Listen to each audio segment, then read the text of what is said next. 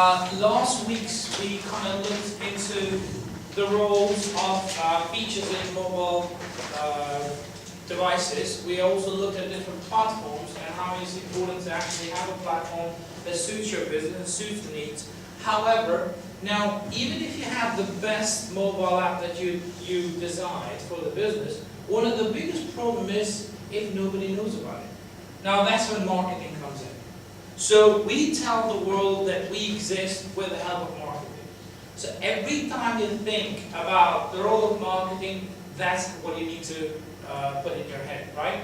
It is the medium that allows you to tell the world that you exist.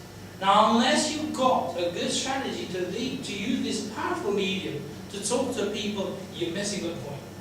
And therefore, possibly not succeeding with the business either. So that's why today we want to look at mobile marketing. Now,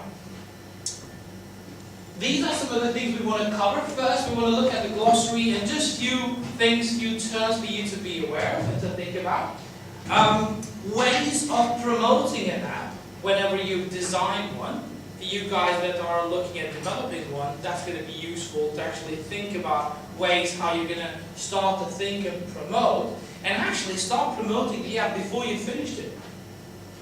The whole idea is to prepare the infrastructure so that when the app comes in, people say, I want to have a look at it.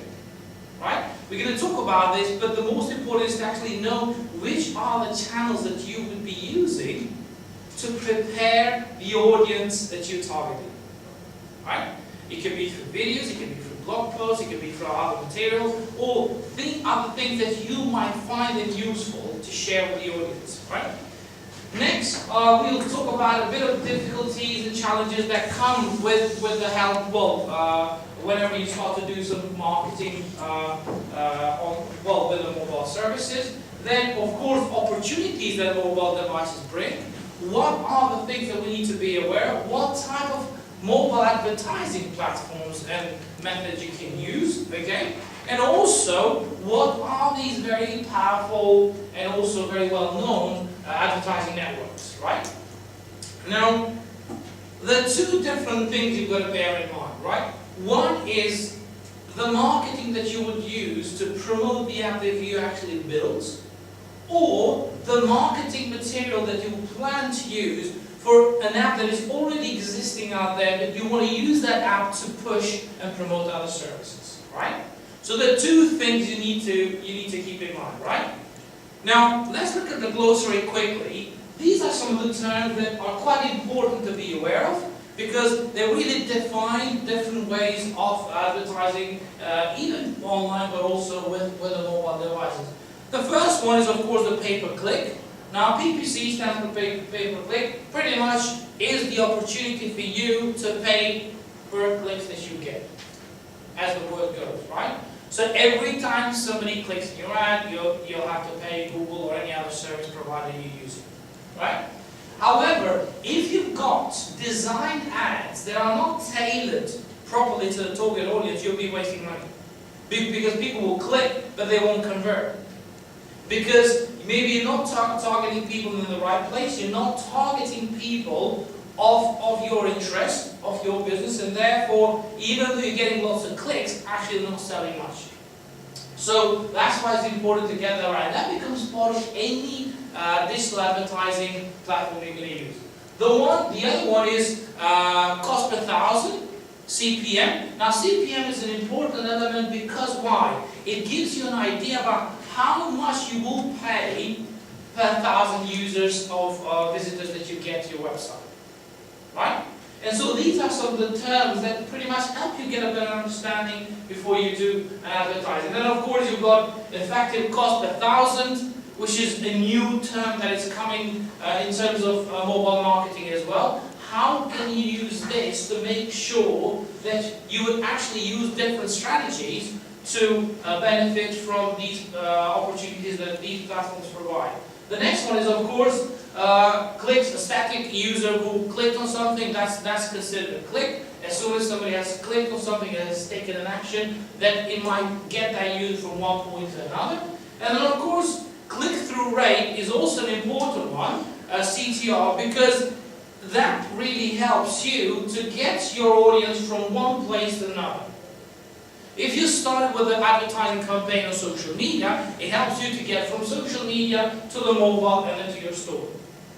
Okay? And it's an important element to kind of keep in mind. But of course, all of that leads to what? To conversion. Conversion is the metric that we all want to look for. Because ultimately conversion tells us how many visitors that came to our site or to our mobile website has actually done something with it, has taken an action. So we said the conversion rate is a desired action set by the shop that users take. So any desired action that we want as a business owner, that is defined as a conversion. Now conversion, most of the times in the industry, is about sales and getting people to buy and things like that. But conversion rate is not necessarily just about selling. It is actually about an action that your users take. Now that action can be a sign-up process. That action can be somebody has downloaded a YouTube video that you uploaded on your website, or you just want people to subscribe. That's it. That could be your conversion. Because it might be that you're not selling anything online. You just have a blog. And therefore conversion for you is what? People subscribing to your blog. So as soon as you manage to get people from other blogs into your blog, and then they have clicked and then they have subscribed, you have converted them. And therefore, that's how you would measure your conversion rate. And therefore, it's one of those metrics that really help us to understand how well we're doing with our marketing efforts. Of course, the other one is acquisition acquisition per visitors. So in other words, you start to build up all the costs and everything you have invested to acquire a visitor, to get a visitor to your website. Now sometimes, some of these costs can be about advertising or pay-per-click campaigns that you're using, or it might be that you're having other types of media channels like social media that you're using to get these people into your website. So the cost could be what? If you pay to advertise some of the services on Facebook, for instance, that's a cost. Resources, so people behind that ads campaign and the time they spend, that's a cost as well. And overall, the company managing that project, that's a cost as well. So you need to combine all of those things together to make sure that you know exactly how much it costs you to get a customer into your website. Because that way you start to build up an idea about how much you would gain, how much you would profit if you manage to convert a visitor into a customer. Then of course, the other element is also cost per conversion and cost per acquisition as well.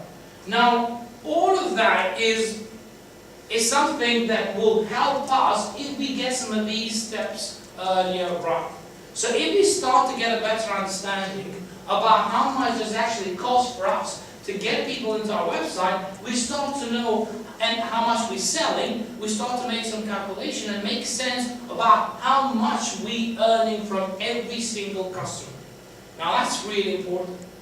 Because if it costs more for you to get a customer than actually sell something to a customer, you're not making any money, you're just losing money. And remember, that's the element of starting to balance how much you're spending and how much you're getting from the customers. Of course, ultimately, all of that leads to ROI, which is what? Return on investment. So the ROI is an important metric. Why? Because it helps you to bring all the marketing costs that you have invested so far. So it's not just saying, okay, how much we invested in pay-per-click, but actually, what is everything that we've done in our mobile marketing, and how much we've spent, and how much we're getting in return. That depends on the business, can be measured over time, can be measured over 6 months, it can be measured over a year. Okay? It depends on the activities you run as a business. But it's absolutely essential to know that the money you're putting in, you're getting something in return. In the past, we used to be in the position where, as marketing got so exciting, right? You could get as much money as you wanted from your CEOs, right? or your seniors in the company. But as people get more efficient with different marketing channels, and as companies start to reduce costs, everyone wants to know how much they're getting in return if they gave you that amount of money for your marketing campaign. So the times have ended now for you to go and say to your senior executives, okay, well I need £300,000 for this year for our mobile marketing. Well, the next thing they're going to say, okay, what are the channels you're going to use, and how many visitors are we going to get, and what is ultimate return on investment? Right? In the past, if you had some cool ideas, some interesting, it was quite easy to get the money, but now you've got to justify why those budgets are going to be useful to you and to get increased profit in the company sales. Now, when we look at the marketing of mobile marketing, of course, there are a few things we need to keep in mind. Now, the one thing that users normally, according to research, hate is when they are confused about things that we offer to them. So the brand consistency is really important. So we're going to touch base on this one a lot throughout the module, right? But it's really important to keep in mind that when you measure, of course, the mobile presence of your individual companies you're going to be picking up, you've got to check how consistent are they with their brand, with their offerings, with the experience that users get in their mobile services. So you start to use from their web to the tablet to the mobile and see how consistent is that. Why? Why that is important is because you don't want to confuse your customers that you want to serve. You want to make sure that when they are on your website, they actually know that that's your brand, and as soon as they move into the mobile, they still kind of can remind themselves that that's the company that they're looking after, right? And the next one is, of course, when it comes to marketing, is of course setting yourself, as soon as you start that, you start setting yourself some goals, right? You really have to have a clear goals about what is it you want to get out of it. So what are the things, in terms of the goals, now all different analytics that allow us to assess how well we do with mobile marketing, allow us to set ourselves some goals. If you do not set yourself a goal, you're pretty much just lost in the middle of nowhere. Right? It's like getting in your car and just driving, but you've got no idea where you're getting to. So it's absolutely essential, but those goals need to be SMART goals, right? They need to be specific, they need to be measurable, they need to be achievable, realistic, time frame as well. So we need to know that those goals are so realistic that we can actually achieve them. We don't want to be shooting ourselves in the foot and start thinking, okay, we can get this much of visitors into our website from our pay-per-click campaign, when in fact there's no chance for us to get that. It's just impossible. But you need to measure and make sure that the goals that you're setting are SMART. Okay, and you can do that by using the SMART model. Of course, the next thing is making sure that whichever platforms you decide to go for to promote your app or to promote your services, you need to have a very clear messages. Now, how can you get this right? You can get this by what? Practice makes it perfect, like with everything in life. Okay? So you start to write these messages, these ads that you're writing for the company, and start to build up an idea about which one works the best. Now, how did we say was the best way for testing things? What was the model? A/B split test. A/B split test model, right? And why that is important? Well, that's not just used for websites and e-commerce, but actually for the mobile as well. Because it's the model that works really well. Now, why that's so important is because you start to build two versions of that ad and send it to different groups of customers. And based on the click-through rates and based on the clicks in general, you start to make up an idea which one is more efficient and effective. And so you start to invest in those kind of ads a bit more. So it's a really good way of starting to make sense on the approaches that are more efficient for your company, right? And that's how you test the messages as well. So A/B testing is really important, whether that's a mobile email marketing, whether that's a pay-per-click on mobile or in-app advertising. Whatever it is, it's absolutely essential that we measure with different options. Because sometimes what happens with businesses, they've got only one message, right? And they send that message out. But the problem is that they don't know why is that it's not working, because they just got one type of message that they send out. They haven't got any other version. And therefore they just said, we invested all the money we had on our mobile marketing, but we just don't get anything in return. And that becomes a problem. That's why A/B testing is absolutely essential, because it really helps you to get many things right in a mobile presence. And it can be about navigation, it can be about designing the app, it can be about the structure, it can be about advertising, it can be about mobile user experience too. In fact, when you guys develop the app that we were talking about yesterday, you can actually have two different types of navigations for your app that you're testing with two different groups of people. And you start to build up an idea of which one works the best. And you start to observe those people, and there are specific tests that you can apply to observe people and how they use those services. And to start to make an idea about what are the things you could improve to make that a better experience. So in fact, A/B testing starts from the time you start to plan and design the specification report for your app, really. And then it actually goes on with your marketing efforts too. So A/B testing becomes essential in pretty much everything you do. And of course, the next thing is, when you got the message right, the next thing you're going to do is what? Engage with the audience and with customers that are talking to you. So that means that if you're having a sort of engagement facility in your app and people ask questions, then what you need to do, of course, you need to go out there and talk to them, engage with them, help them out, and tell them that you're genuinely interested to build a relationship with these people. So yes, you're in business to make money, but you're also in business to serve people and do a very good job.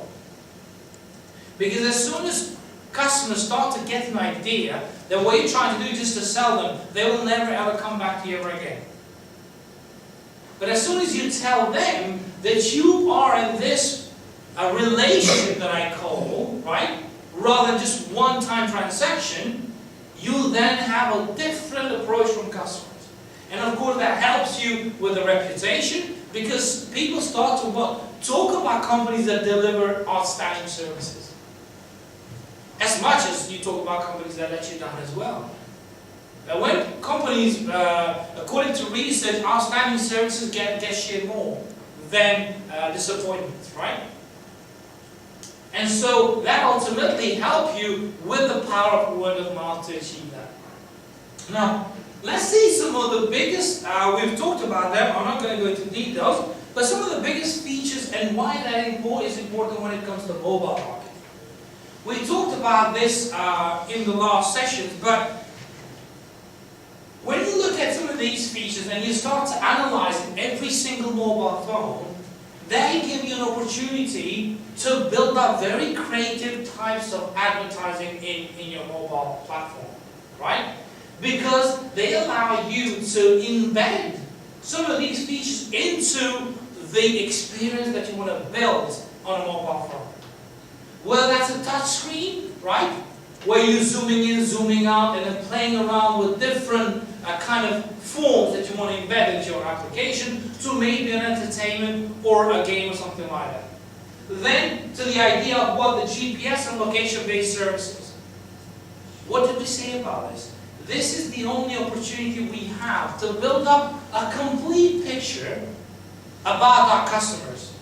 Until the GPS and location-based services, we knew a lot about customers. We knew about what did they like, what did they hate, who are the people they spend most of the time with, where are the places they eat the most, which cinemas they like, what movies they like, books, and so on and so forth. But we didn't know about location just yet. Now, with the help of mobile and location-based services, we now have a complete picture about our customers. And you might wonder why that is so important.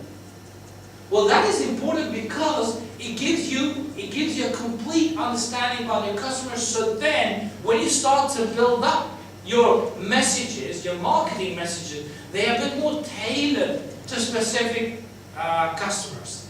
And as soon as you tailor messages that are relevant to customers, what happens?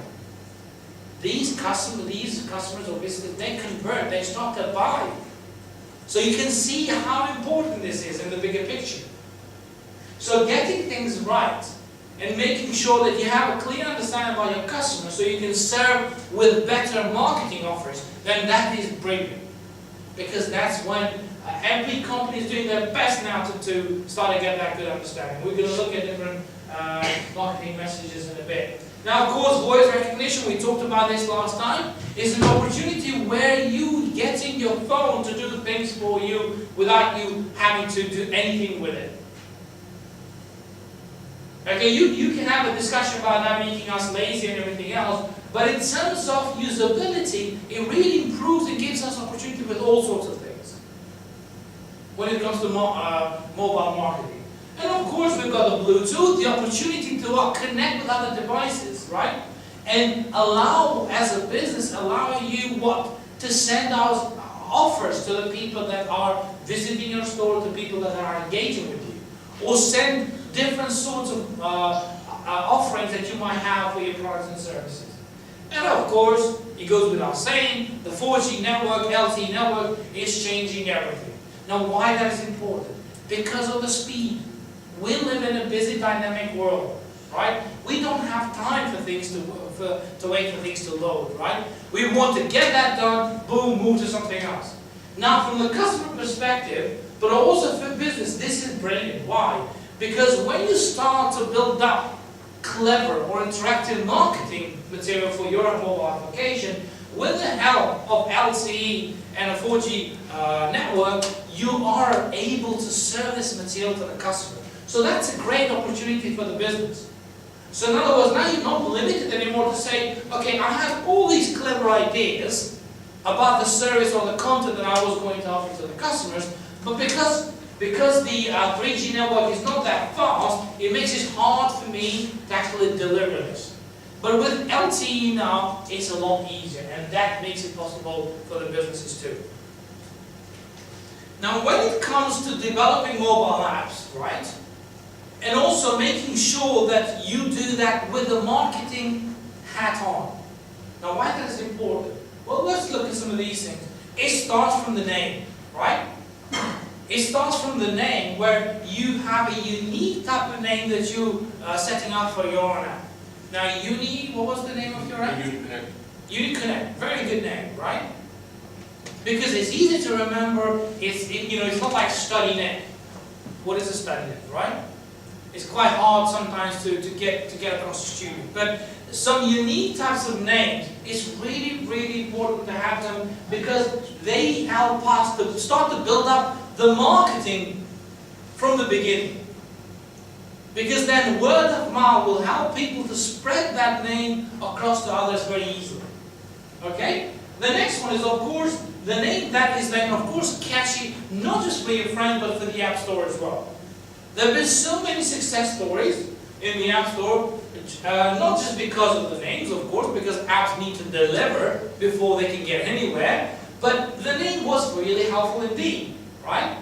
And of course then, what happens next? That's also good for search engines. Because if you have a unique name, you have little competition or none.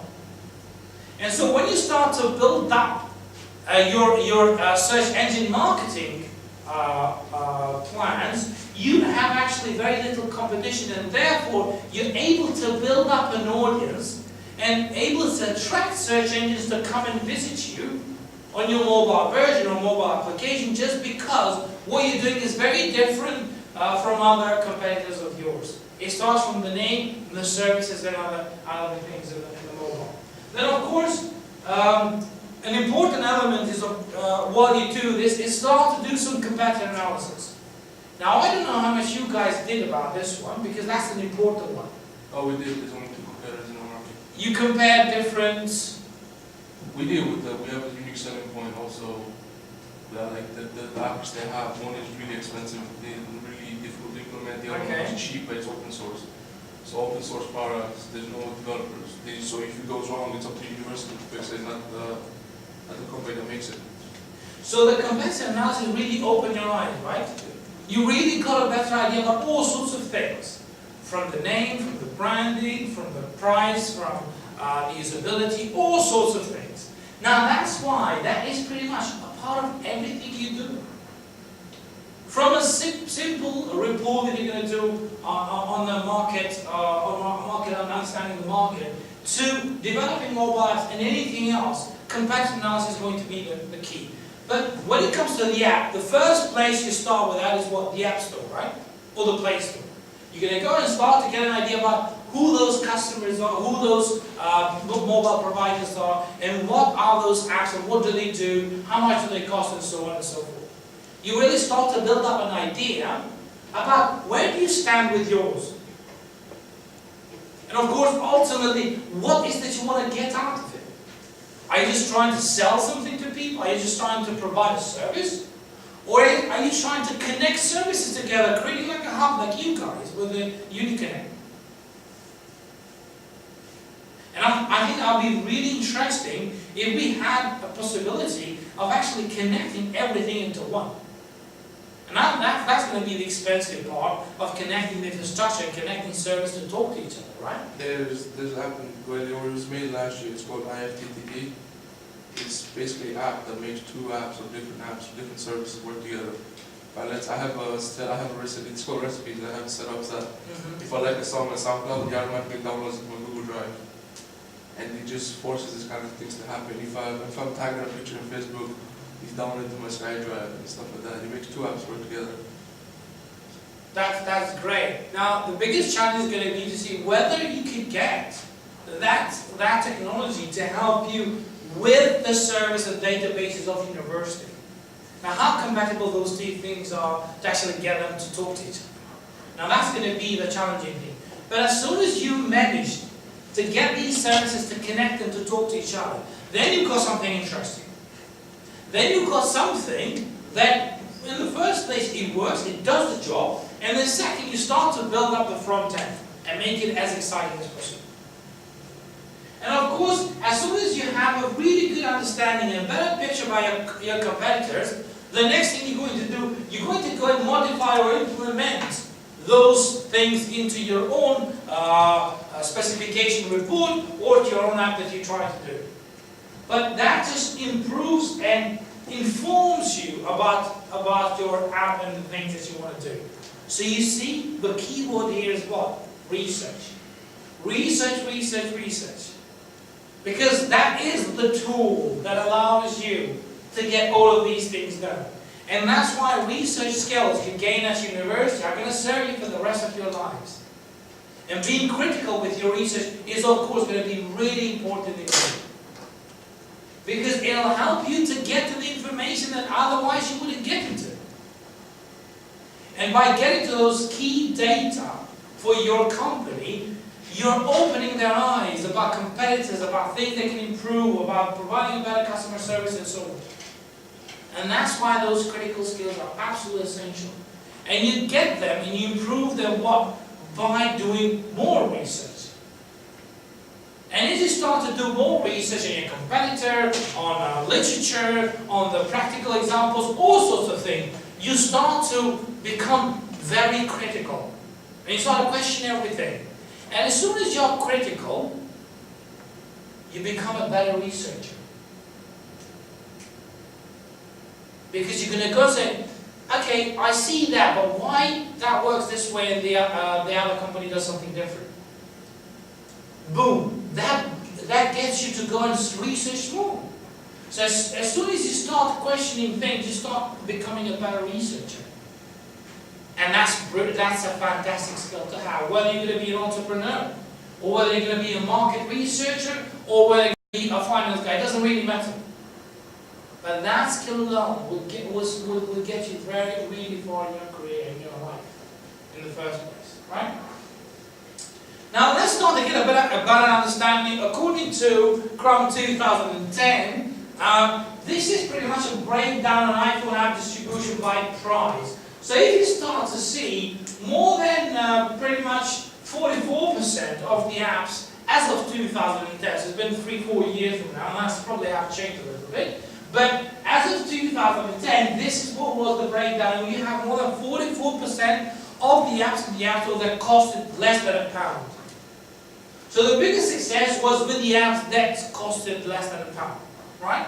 And the apps that struggled the most to get to sell them, no matter what was the service and the experience they offered to the user, was those apps that went above £3. And those apps that went above £3, they were quite hard to sell them a lot, right? But the apps that really went on were the 99p apps.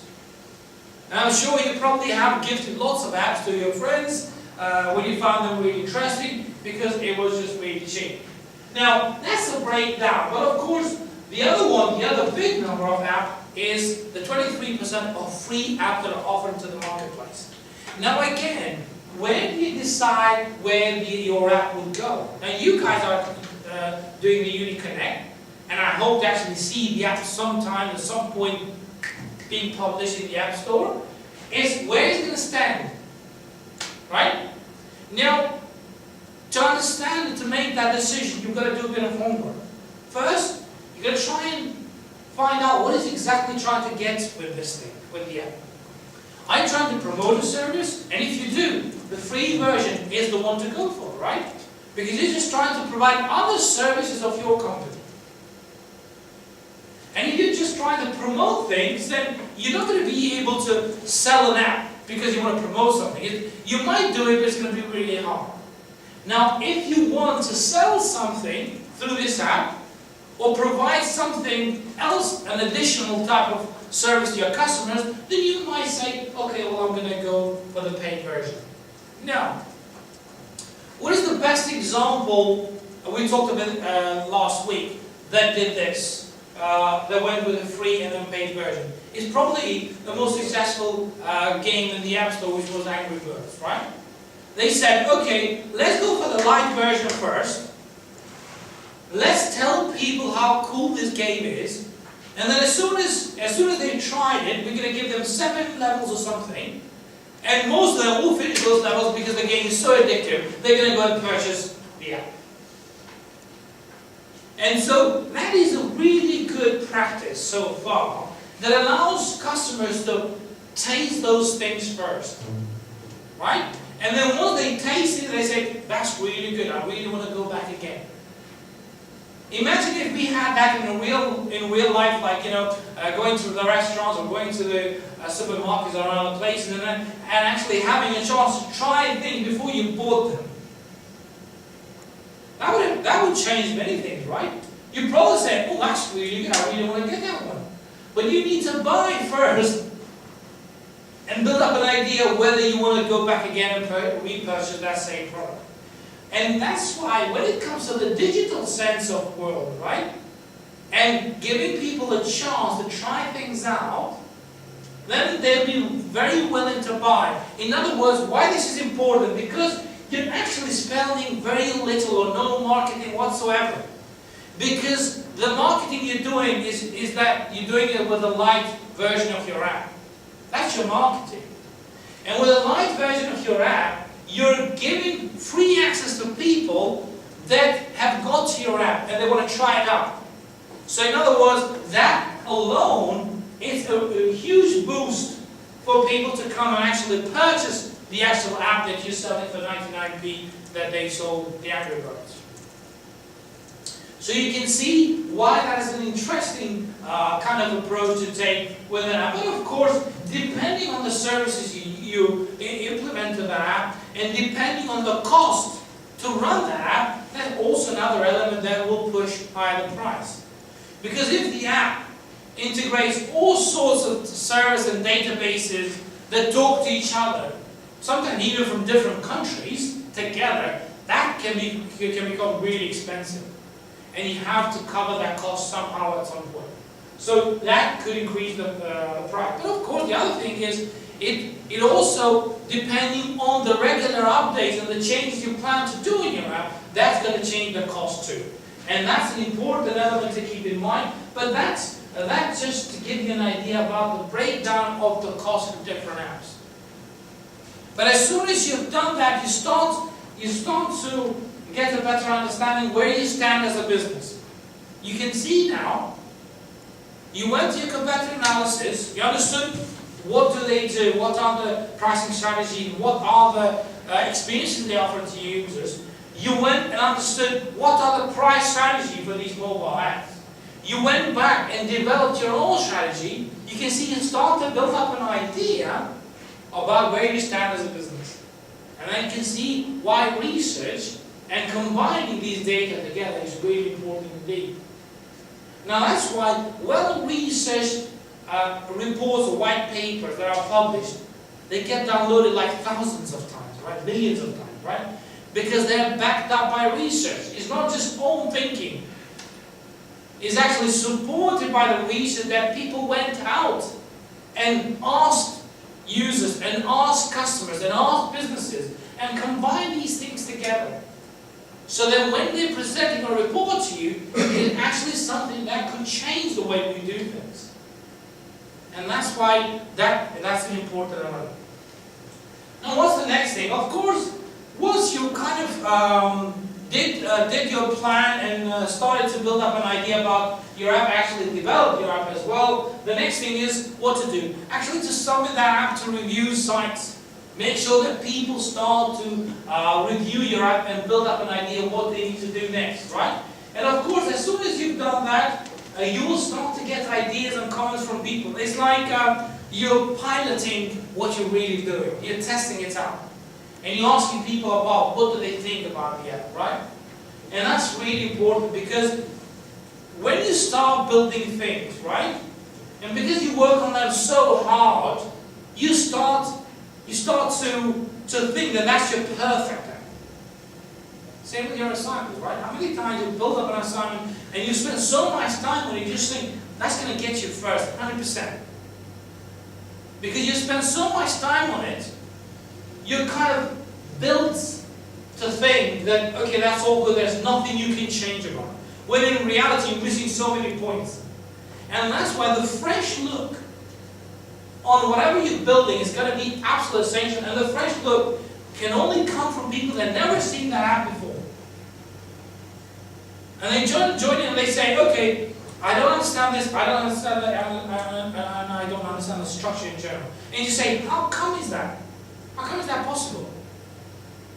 In my mind, that works so well. Why it's not working in your mind? It's because you've trained your brain with the structure of that app. And therefore, to your own thinking, that is a perfect app. Why other people can't get it? Why others can't get it? Why is it so problem for others? That's because they've never seen it. But you have trained your brain so hard every single day using it that you got to the point where to you it's all perfect.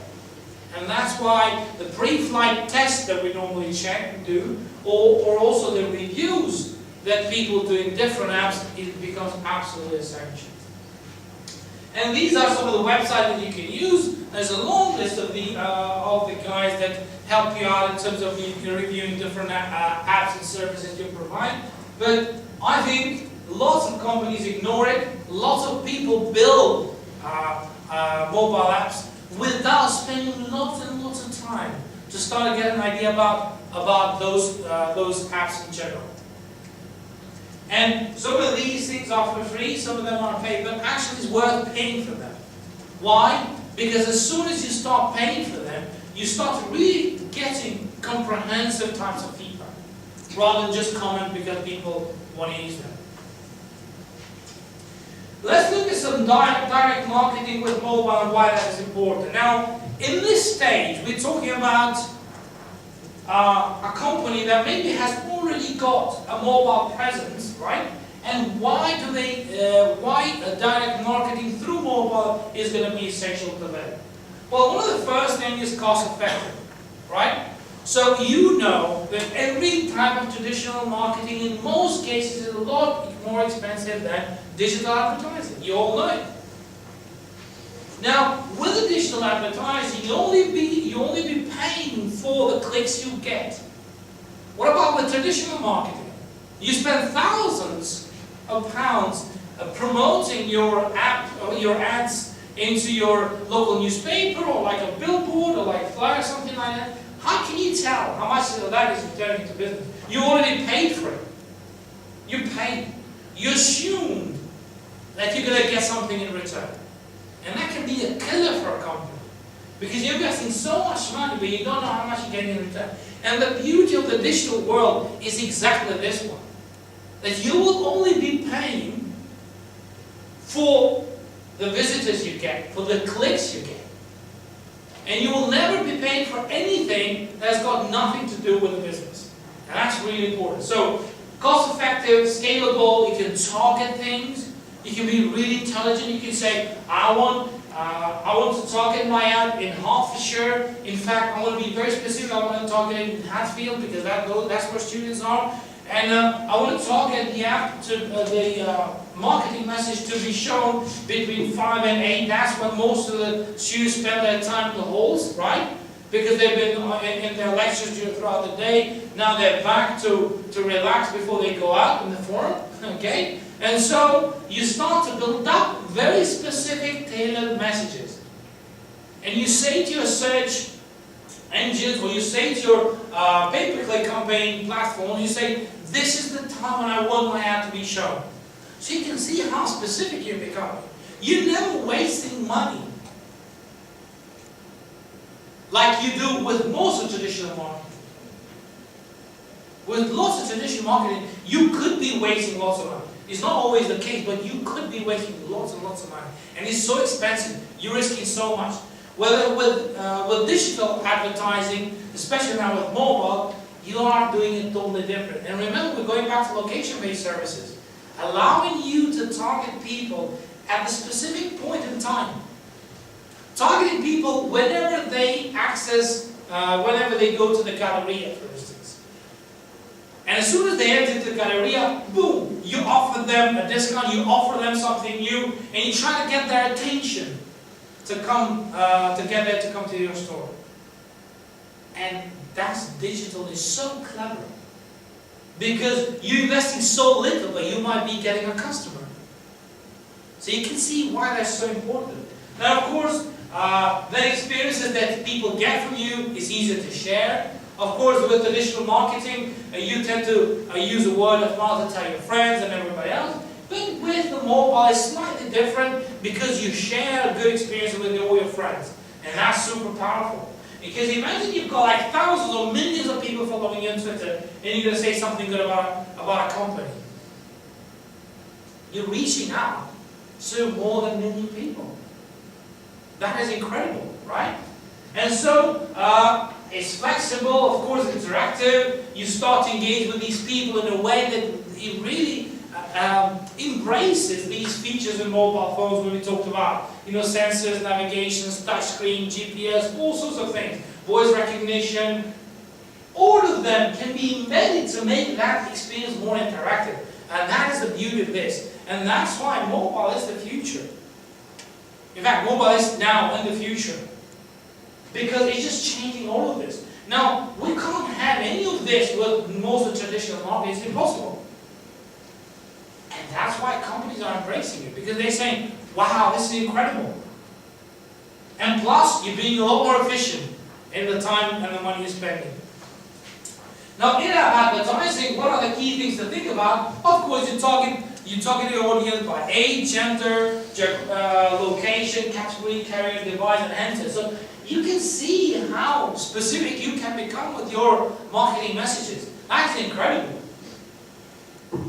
So you really tailor things for specific types of customers at specific time of the day. And of course, you can use all sorts of digital advertising platforms that allow us to do just that. Now, these are some of the ways of promoting the app. And as I said, the app needs to be promoted before it actually gets launched. You prepare the audience. You give them a chance to do that through customer touch points. It can be invoices, back slips, all sorts of things within your business. through Q&A, question and answers in different mobile applications or online as well. It can be LinkedIn, Yahoo Answers, and so on. Also, you have an opportunity to do that through newsletters, websites, blogs, articles, Facebook fan pages, social tower, of course, search engine directories where you add your website or your blog, YouTube videos. You can do that before you launch the app, and also after you launch the app, you can review the app. You can get other people to review that for you. There are all sorts of things you can do. You can offer exclusive app content to a specific audience. You can have Twitter in-app feature where you can actually sell your application with the help of Twitter. And of course, you can also have walkthrough presentation of your Twitter, of your mobile app, where you're telling the world how your mobile app works. Some people love videos, some people love just reading. So you need to target different groups of customers with different material. And that's why the web is amazing, because it gives you all these mediums, all these opportunities. For people who love video, YouTube. For people who love content, blog. For people who love socializing, social networking sites, Facebook, Twitter, and so on. That's really important. You can showcase your app in a website. We talked about it, a little bit about this last week. Promotional items. Before you guys launch the app, you can actually get one of these websites and print t-shirts with UniConnect application and give it for free to students.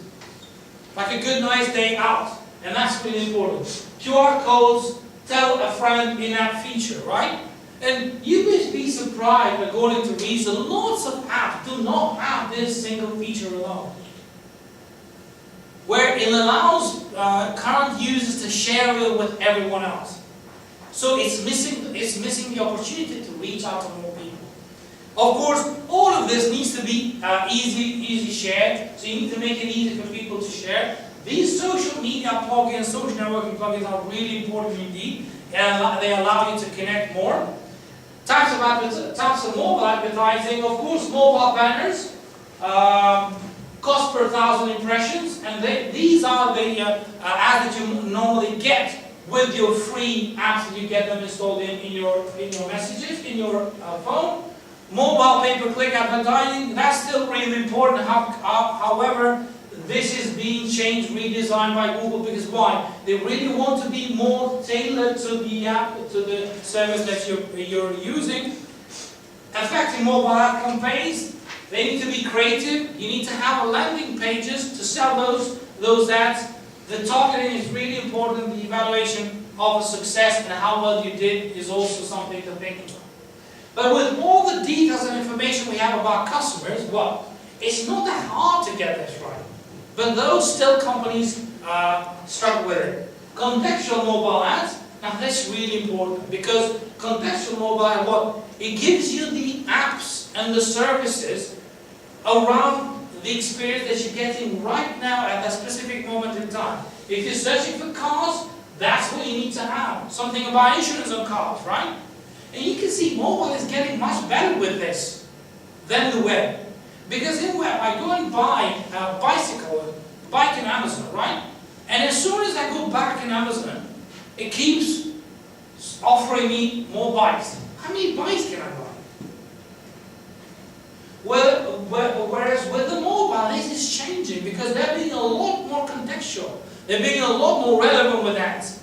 Now, if I go back in Amazon after I purchased a bicycle, they should offer me what? Accessories with a discount.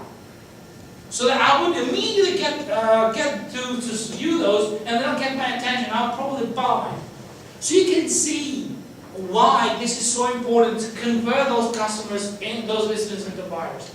But the opportunities are wasted every day, simply because what we're offering is not relevant.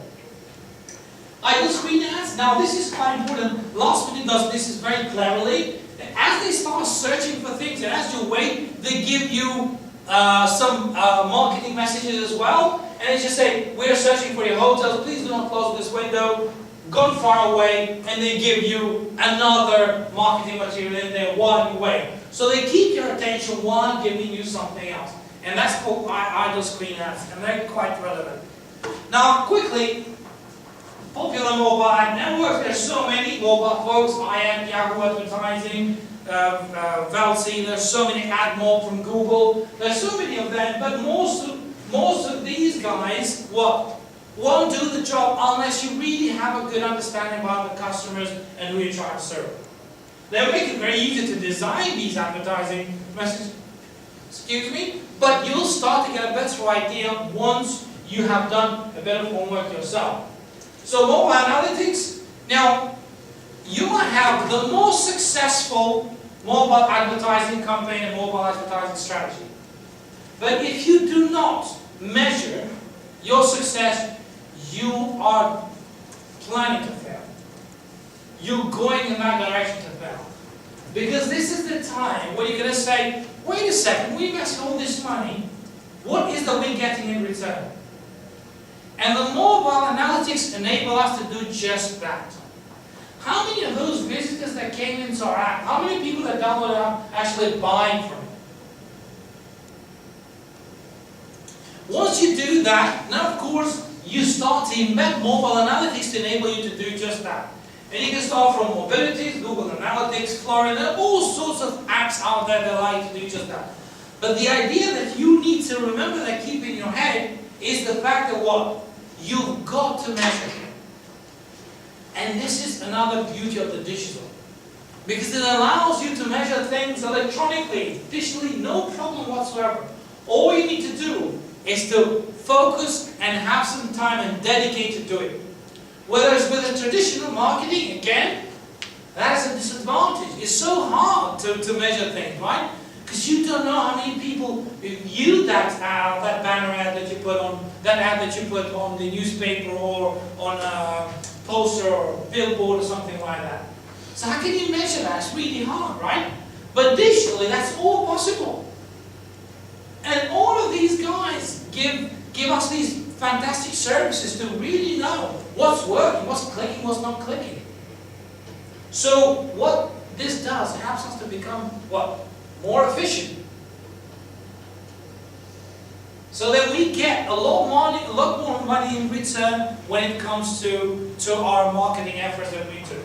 So we looked at different types of advertising services, a different type of mobile in-app advertising for mobile services. We also looked at why we need to keep in mind that measuring is absolutely essential to succeed, and also lately, which are some of these services that give us the opportunity to measure our digital marketing efforts in a mobile platform.